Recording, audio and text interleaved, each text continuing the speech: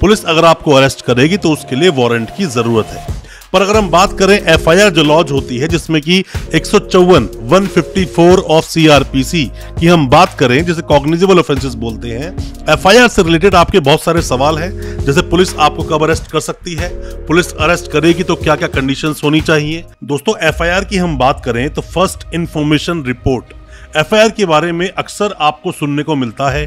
अक्सर आप सुनते हो किसी के अगेंस्ट कोई एफआईआर लॉन्च हो गई या एफआईआर दर्ज हो गई किसी के भी अगेंस्ट। एफआईआर दर्ज होने के बाद में पुलिस पकड़ लेती है या फिर उसको जेल भेज देती है। ऐसी कई सारी बातें हैं और डाउट्स भी हैं आपके दिल में, क्योंकि होता क्या है कि जितने भी मामले होते हैं नॉन कॉग्निजेबल ऑफेंसेस, ऐसे मामलों में पुलिस 155 में एनसीआर करके छोड़ देती है सामने वाले को। या फिर आप ये समझ लीजिए कि नॉन कॉग्निजेबल ऑफेंसेस के अंदर पुलिस अगर आपको अरेस्ट करेगी तो उसके लिए वारंट की जरूरत है।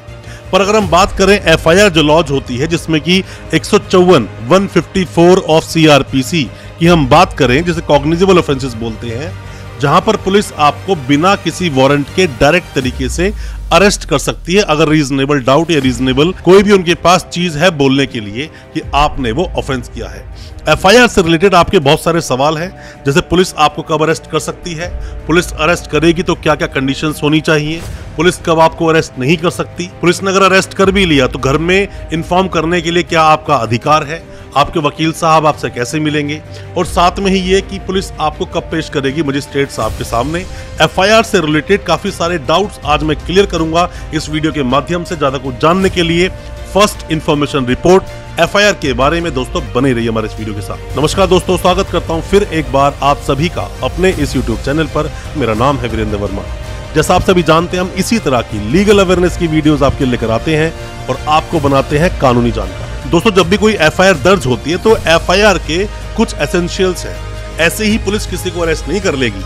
पुलिस अगर अरेस्ट करती है तो वहां पर रीजन नोट करना पड़ेगा कि किसी को क्यों अरेस्ट किया और क्यों एफआईआर को दर्ज किया।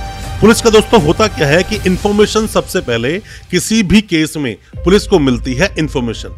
अब इंफॉर्मेशन बहुत तरह से मिल सकती है। कोई भी व्यक्ति पुलिस स्टेशन जा सकता है बताने के लिए, जिसको इन्फॉर्मेंट हम बोलते हैं, जो इंफॉर्मेशन देता है। तो कोई भी इंसान पुलिस स्टेशन जा सकता है, कोई भी कॉल करके इंफॉर्मेशन दे सकता है, कोई भी रिटर्न एक कंप्लेंट दे सकता है, इन्फॉर्म कर सकता है कि क्या इलीगल एक्टिविटी चल रही है।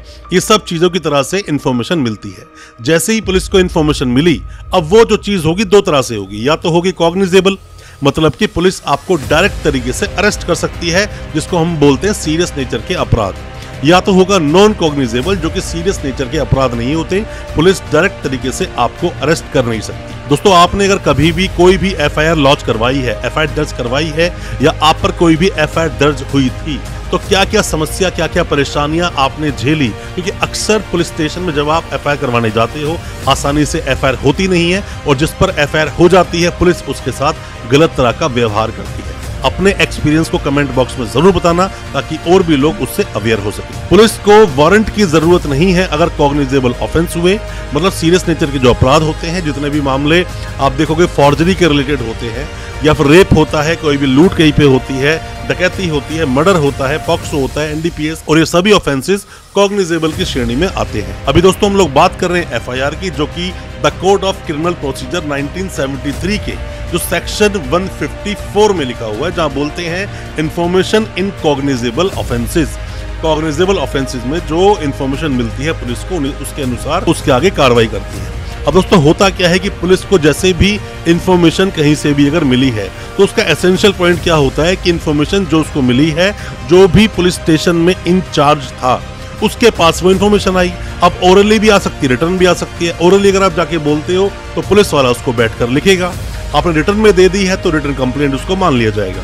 अब होगा क्या कि जैसे ही आप कंप्लेंट होगी तो वहां पर आपके साइन भी लिए जाएंगे कि आप साइन कर दीजिए कि आपने ये कंप्लेंट हम लोगों को दी है या इन्फॉर्मेशन दी है। और साथ ही पुलिस उसको जीडी मतलब कि जर्नल डायरी में उसकी एंट्री कर देगी, और उसमें एंट्री करना बहुत जरूरी भी होता है। और साथ ही पुलिस ने जो भी एफआईआर लिखी उसकी एक कॉपी आपको फ्री ऑफ कॉस्ट दे दी जाएगी। ये आपका अधिकार बनता है। अब दोस्तों बात ये आती है कि ऑब्जेक्ट क्या होता है किसी भी एफआईआर को फोर्स में लाने का। होता क्या है कि ये क्रिमिनल लॉ को मोशन में लाता है कि अब किस तरह से क्रिमिनल एक्टिविटी आगे शुरू होंगी, किस तरह से क्रिमिनल प्रोसीजर चलाया जाएगा किसी भी व्यक्ति के अगेंस्ट में। और साथ में ही अर्ली इंफॉर्मेशन जो मिलती है ऑफेंस के अगेंस्ट में, वो भी इंफॉर्मेशन का एक ये ऑब्जेक्ट होता है। अब बात हम करते हैं दोस्तों इसके अंदर की पुलिस करेगी क्या। जैसे ही पुलिस को कोई भी इंफॉर्मेशन मिलती है कि कहीं पर भी कोई भी इलीगल एक्टिविटी हो रही है या हुई है, तो पुलिस पहले प्रिलिमिनरी किसी तरह से एक इन्वेस्टिगेशन करती है। दोस्तों ऐसा नहीं होता कोई भी व्यक्ति गया, उसने कुछ भी बोला, पुलिस ने सीधा मान लिया। बिना एविडेंस के पुलिस ऐसे एफआईआर दर्ज नहीं करेगी और कुछ ना कुछ कनेक्टिंग चीजें होनी चाहिए। इसीलिए पुलिस किसी भी तरह से एक शुरुआत करने के लिए, जिसे प्रिलिमिनरी इंक्वायरी बोलते हैं, शुरुआती जांच करती है। उसको कुछ भी उस केस के रिलेटेड चीजें मिलती हैं तो पुलिस वहां पर एफआईआर को दर्ज कर लेती है। सीधा पुलिस दर्ज नहीं करती है एफआईआर। तो लोग ऐसे में क्या करेंगे, अगर ऐसा होने लग जाए तो हर किसी के साथ में जिससे भी रंजिश है, जिससे भी दुश्मनी है, जाएंगे एफआईआर दर्ज करवा देंगे। और दोस्तों एक बार अगर एफआईआर दर्ज हो गई तो एफआईआर ऐसे ही क्वैश नहीं होती, उसके लिए हाईकोर्ट जाना पड़ता है। तो अगर एफआईआर दर्ज हो गई तो एफआईआर दर्ज होने के बाद में या तो पुलिस किसी के भी अगेंस्ट डिस्चार्ज लगाएगी और या तो चार्जशीट को पेश करेगी। पूरी लंबी प्रोसीडिंग होती है। किसी भी व्यक्ति को अगर पुलिस ने पकड़ लिया और मान लीजिए कि आप जाते हैं एफआईआर दर्ज करवाने के लिए, पुलिस आपकी एफआईआर को दर्ज नहीं करती है। इतनी आसानी से पुलिस दर्ज करती नहीं है एफआईआर। बट हाँ कि अगर आपका कोई पुलिस में कोई सगा संबंधी जानकार हो तो एक बात अलग है, 60 गांठ से जल्दी काम हो भी जाते हैं। पर मैं आपको बता दूं कि पुलिस एक शुरुआती जांच जरूर करेगी। आपकी मान लीजिए एफआईआर पुलिस नहीं लिख रही है, आप बार बार पुलिस स्टेशन जा रहे हैं, बट फिर भी पुलिस आपको कोई ना कोई टल्ला देकर वहां से भगा देती है। तो ऐसे में आप करेंगे क्या, वो कंप्लेंट को लिखित रूप से, कंप्लेंट को पूरी अपने हाथ से लिखें, साइन करें, फोन नंबर लिखें, वहां पे अपना एड्रेस भी लिख दें और लिखकर सीधा उस थाने को पोस्ट कर दें।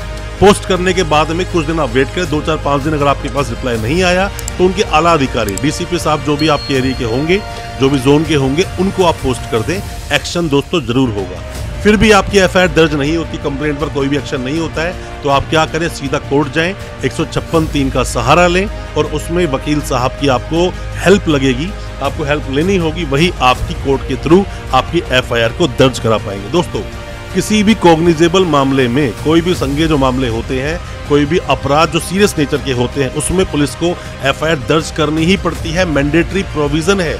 बट फिर भी कई बार पुलिस एफआईआर दर्ज करती नहीं है। मैं दो जजमेंट्स का आपको हवाला देना चाहूंगा दोस्तों। हमारे देश का जो कॉन्स्टिट्यूशन ऑफ इंडिया है, कॉन्स्टिट्यूशन ऑफ इंडिया के आर्टिकल 141 को अगर आप देखते हो तो 141 आर्टिकल क्या बोलता है, वो ये बोलता है कि अपने देश में कोई भी, सुप्रीम कोर्ट ने कोई भी जो आदेश पारित किया वो एक कानून है, नजीर बन जाएगा वो। आर्टिकल अगर आप 141 की लैंग्वेज पढ़ते हो, law declared by the Supreme Court to be binding on all courts. अगर एक बार सुप्रीम कोर्ट ने कोई भी लॉ दे दिया, कोई भी वहां पे डिक्लेरेशन दे दिया, तो सभी कोर्ट्स के लिए वो एक बाउंड है, मतलब सबको मानना पड़ेगा। तो दोस्तों दो जजमेंट्स जो आए, एक तो है ललिता कुमारी वर्सेस स्टेट ऑफ बिहार और दूसरा है स्टेट ऑफ हरियाणा वर्सेस भजन लाल। आप इन दोनों को डिटेल में अच्छे से पढ़ोगे तो आपको समझ आ जाएगा कि पुलिस को आपकी एफआईआर क्यों लिखनी पड़ेगी और वो आपको ऐसे ही मना कर नहीं सकती पुलिस। जब भी दोस्तों कोई एफआईआर दर्ज होती है, उसके साथ ही जुड़ी हुई और इन्फॉर्मेशन कुछ आप इस तरह समझ सकते हैं कि जब भी कोई एफआईआर दर्ज हुई, किसी व्यक्ति को अरेस्ट किया, तो 24 घंटे के अंदर अंदर मजिस्ट्रेट साहब के सामने पेश करना अनिवार्य है, जरूरी है, कानून है। पर ऐसा होता नहीं है। कई बार कई केसों में हमने देखा है कि 2-2, 3-3 दिन तक पुलिस स्टेशन में बिठाकर रखते हैं और सिर्फ इसलिए बिठाकर रखते हैं क्योंकि आपको कानून का पता नहीं। साथ में दोस्तों एक और कानून ये भी है कि जैसे ही पुलिस ने आपको पकड़ा, पुलिस स्टेशन में रखा, तो 12 घंटे के अंदर अंदर आपके फैमिली मेंबर्स को या आपके जानकार को इन्फॉर्म करना होगा कि कहां पर आपको रखा गया है। और साथ में 41D CRPC तो ये भी बोलता है कि आप अपने जो भी वकील साहब आपके हैं उनसे आप लीगल मुलाकात कर सकते हैं और पुलिस आपको मना नहीं कर सकती आपके वकील साहब से आपको मिलने के लिए। कोई भी दोस्तों किसी भी तरह के सवाल आपके दिल में है, कोई भी डाउट्स हैं किसी भी चीज को लेकर, एफआईआर को, बेल को, किसी भी चीज को लेकर, कमेंट बॉक्स में अपने सवाल जरूर पूछना और हमारी वीडियो को ज्यादा से ज्यादा अपने दोस्तों, परिजन, परिवार में शेयर करें ताकि वो भी अपने आप को कानूनी जानकार बना सके। हमारे चैनल को अभी सब्सक्राइब करें, साथ में लगा बेल आइकन जरूर दबा दें ताकि इसी तरह की लीगल अवेयरनेस की वीडियोस आप तक पहुंचा सके सबसे पहले। बहुत बहुत शुक्रिया, धन्यवाद हमारे इस वीडियो के साथ बने रहने के लिए।